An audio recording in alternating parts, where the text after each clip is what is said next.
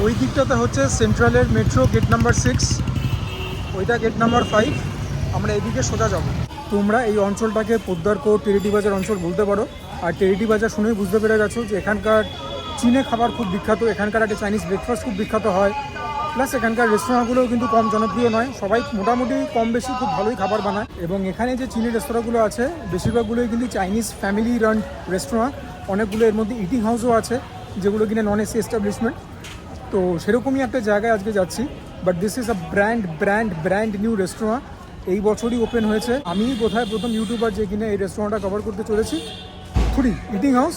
আশা করি যে তোমাদের কাছে একটা ভালো ব্লগ প্রেজেন্ট করতে পারবো। তো তোমাদের কাছে একটাই request, please watch the video till the very end, তাহলে সমস্ত রকম তথ্য এবং ইনফরমেশন পেয়ে যাবে। And then based on the merit of the ভিডিওটাকে পছন্দ হলে লাইক করবে, অপছন্দ হলে ডিসলাইকও করতে পারো। কিন্তু যদি ভিডিওটাকে লাইক করো, প্লিজ চ্যানেলটাকে সাবস্ক্রাইব করে এই ক্রিয়েটারের পাশে থাকবে। তোমাদের সাপোর্ট ছাড়া কোনোদিনই কোনো ক্রিয়েটারে কিছু হতে পারে না, specially for a budding creator like me, যার কিনা এটা 3rd ইয়ার। এখন যে বাডিং বলতে হচ্ছে, প্রচণ্ড লজ্জার বিষয়। আর যখন সাবস্ক্রিপশনের কথা বললাম, পাশে একটা বেল আইকন থাকে, সেটাকেও প্রেস করতে ভুলবে না, so that whenever I upload a new video তার ইনস্ট্যান্ট নোটিফিকেশন তোমরা পেয়ে যাও। সামনের যে বিল্ডিংটা দেখছো এটা হচ্ছে পাউচুং সসের ফ্যাক্টরি, এবং ঠিক তার আগেই রয়েছে আমাদের আজকের প্রতিষ্ঠান চুং ইয়ান চাইনিজ ইটিং হাউস।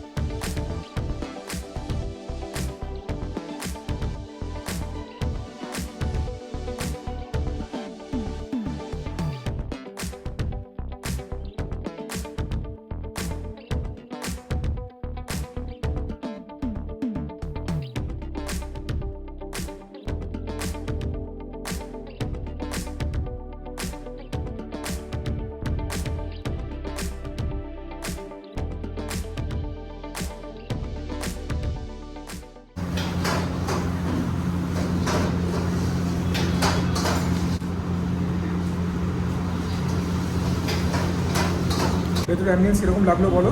তোমরা যে আমার পেছনে বাইকটাকে দেখছো, অথবা লিভিংসের শুরুতে যে বাইকটাকে দেখেছো, ওটা অ্যাকচুয়ালি একটা original bike, but that's a vintage bike.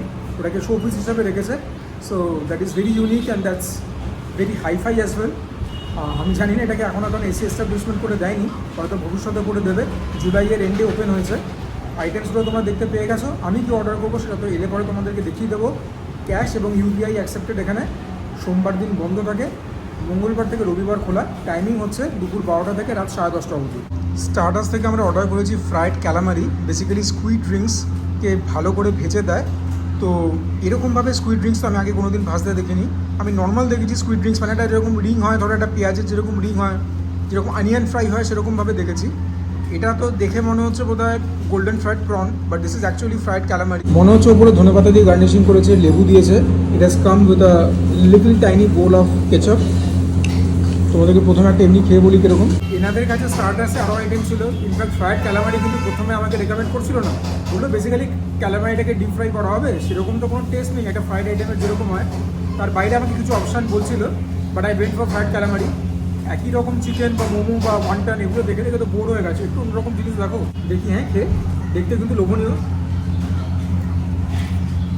তোমাদের খাবার পেতে একটু দেরি হবে, because everything is so freshly made. Plus কিচেনের কিছু ঝলক তোমাদেরকে দেখিয়ে দিয়েছি। কিচেনটা অ্যাবসলিউটলি স্পিক অ্যান্ড স্প্যান কন্ডিশনে রয়েছে, ভেরি নিট, ভেরি টাইডি। যিনি সুশেফ রান্না করছেন, আমি দেখছি বারে বারে হাতে কিছু লেগে গেলে পরে পরিষ্কার করে নিচ্ছেন, মুছে দিচ্ছেন টাওয়েলে। So this are all very big positives. Hygiene লেভেলটা তো মেনটেন করতে হবে। Now coming back to the food, this is brilliantly made, very well done. স্কুইডটা প্রচণ্ড ফ্রেশ, ওর জন্য সেখান থেকে একটা মিটিনেস পাচ্ছি। বাইরের লেয়ারটা ক্রিসপি ক্রাঞ্চি বলাই বাহুল্য, একদম গরমা গরম দিয়েছে। বেসিক্যালি ফ্রাইড প্রন কি ইম্যাজিন করো, খালি প্রনের জায়গায় এখানে রয়েছে ক্যালামারি। আর স্কুইড, অক্টোপাস এই জাতীয় সিফুডগুলো বানাতে কিন্তু একটুখানি কী বলবো, মুন্সিয়ানা লাগে, কারিগরি লাগে। একটু এদিক থেকে ওদিক হয়ে গেলে পরে কিন্তু একটা রাবারি টেক্সচার চলে আসে, যেটা কিনে এখানে আসেনি। ওপরে যে ধনেপাতাটা দিয়েছে সেটা শুধু গার্নিশিংয়ের জন্য না, সেখান থেকে ফ্লেভারও পাচ্ছি। তবে যদি কিছু রেকমেন্ড করবার হয় এটাই বলবো যে ওপরে একটুখানি চাট মশলা দিয়ে দিলে আরও বেটার হতো। ফ্লেভার প্রোফাইলটা এখান থেকে এখানে এলিভেট হয়ে যাবে। এনিওয়েজ, আলটিমেট রিফ্লেকশন রেটিংয়ে দেখতে পেয়ে যাবে। এটাকে নিয়ে বলবার আর কিছু নেই, একবার কেচাপ দিয়ে খেয়ে বলি বেরোবো। বাই দ্য ওয়ে, কন্ডিমেন্ট হিসেবে রয়েছে red spicy sauce, chilli vinegar আর সয়া সস।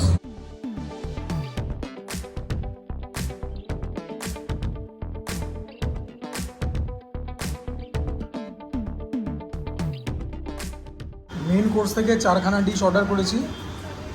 নাসি গোরেংয়ের ফ্যান হয়ে গেছি আমি, যবে থেকে আমি ওয়াসাবিতে খেয়ে এলাম। ট্রেডিশনালি ওপরে একটা এগ পোচ দেয়, এনারা ওপরে এগ পোচ না দিয়ে ভেতরে এগটাকে ভুর্জি মতো বানিয়ে দিয়েছেন। তবে তোমরা যদি বলো ওপরে তোমাদেরকে এগ পোচও দিতে পারে ভেতরে না দিয়ে। এটা হচ্ছে কানপাও ফিশ। কেন অর্ডার করলাম, তোমরা যারা আমার চ্যানেল ফলো করো তারা জেনে গেছো। দিস ইজ অরিজিনাল কলকাতা ভেটকি।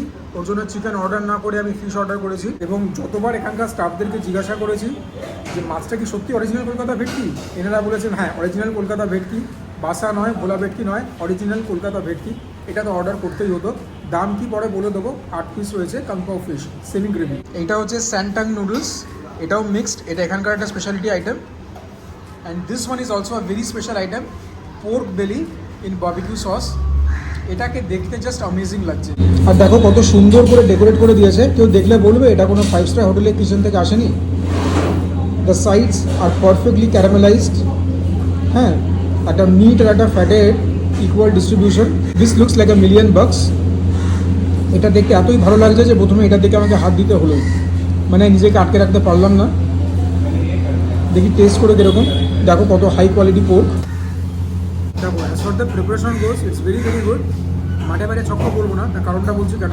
বারবিকিউ সসের ফ্লেভারটা খুব ভালো, বাট আমার কেন জানি মনে হচ্ছে বারবিকিউ সসটাকে বোধহয় জল দিয়ে ডাইলুট করেছে। Flavour has become diluted. Barbecue sauce যেরকম আমি খেয়ে অভ্যস্ত, বারবিকিউ সস রাদার স্টিকি হয়ে যাবে। ব্যাপারটা এতটা রিচ থাকে, এতটা ডেন্স থাকে।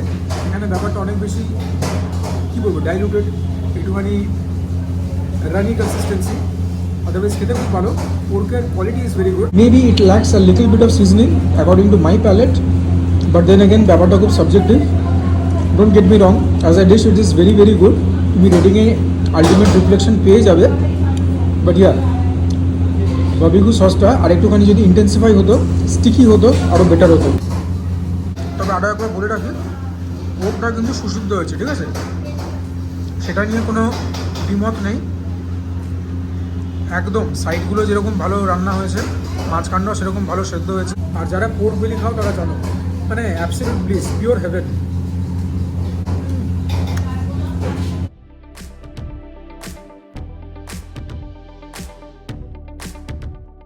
প্রথমে আমরা নিলাম হচ্ছে স্যান্টাং নুডলস, ফ্ল্যাট নুডলস, এরকম করে লাল লঙ্কা দিয়েছে।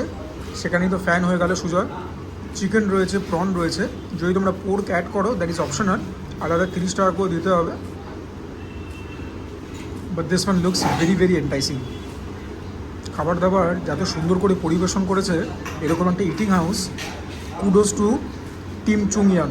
আর যে সমস্ত ওয়েটার বাইরে সার্ভ করছেন they are also very knowledgeable about food. অনেকে থাকে ক্লুলেস, এখানে কিন্তু ব্যাপারটা সেরকম না। Let's test this. ফ্রেগরেন্স যা বেরোচ্ছে না, স্মেল, তাতেই জিভে জল চলে আসছে। পুরো ব্যাপারটা থেকে একটা স্ট্রিট স্টাইল অ্যারোমা পাচ্ছি।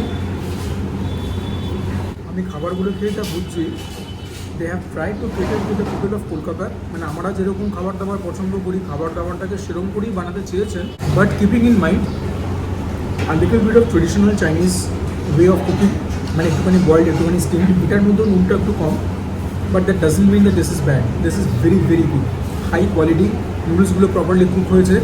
ক্যামেরাটা ওদিকে করে দেখাচ্ছি, খাবারটা অনেক বেশি ইন্টারেস্টিং আমার মুখ থেকে। যে মাত্রায় চিকেন দেওয়া রয়েছে, প্রত্যেক বাইটে মুখে চিকেন পড়ছে, প্রন রয়েছে। সো জিনিসপত্র নিয়ে কোনো রকম কার্পণ্যতা নেই। এবারে তো লঙ্কা দিয়ে একটা বাইট নিতে হবেই।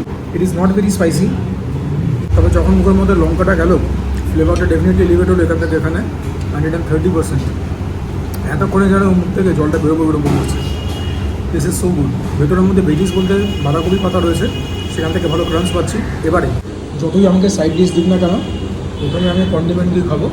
বারবারই আমি কথাটা বলে থাকি, চাইনিজ রাইস বলো, নুডলস বলো, সবথেকে বেশি ফ্লেভারটা খোলে যখন এদের দেওয়া কন্ডিমেন্ট দিয়ে তোমরা একটা বাইট নাও।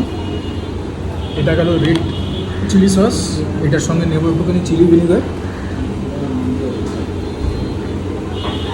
এবার একটা জম্পেশ ফোর্ক হবে, একদম Sujoy chronicle style.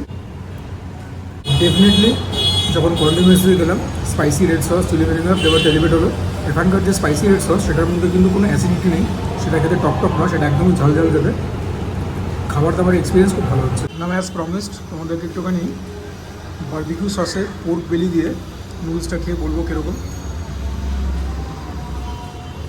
Should be a heavenly bite. Pork দিয়ে নুডলসটা খুব ভালো হবে, এর থেকে বেশি কিছু বলবো না, কমও কিছু না, ঠিকঠাক খেতে।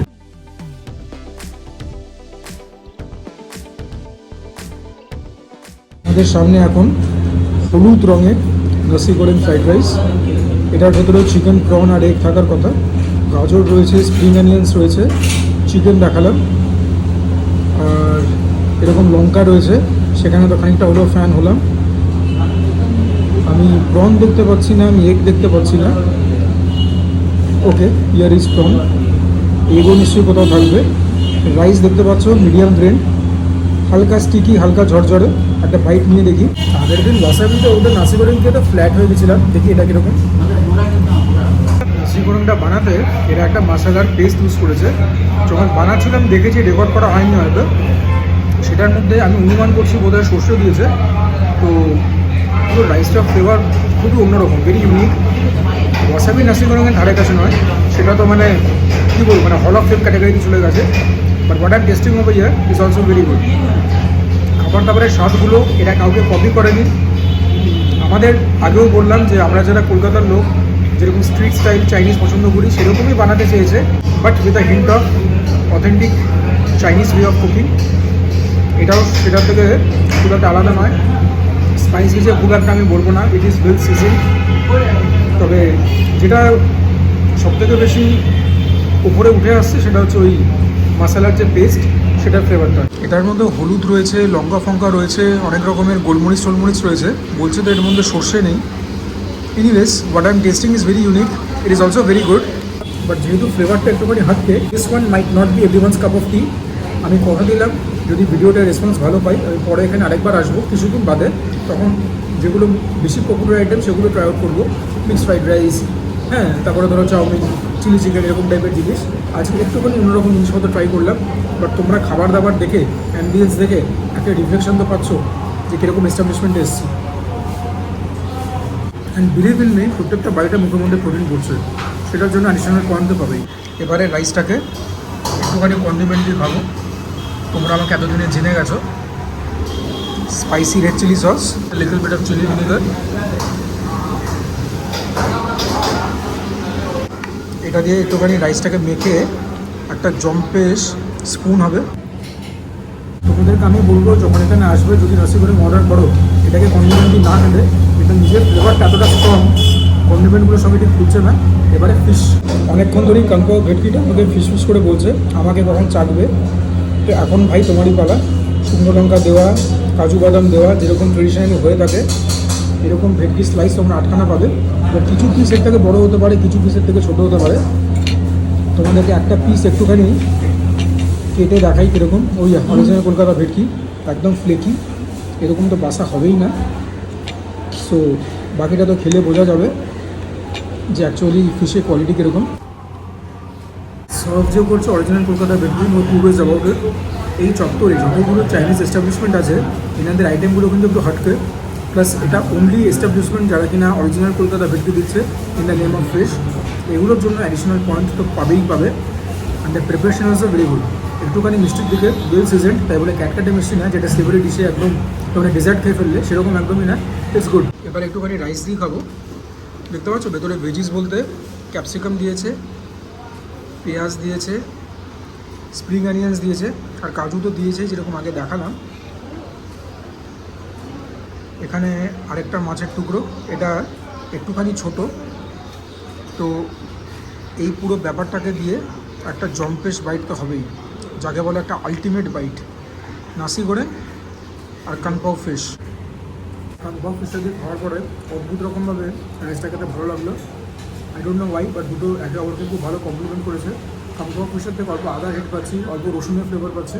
It's very good.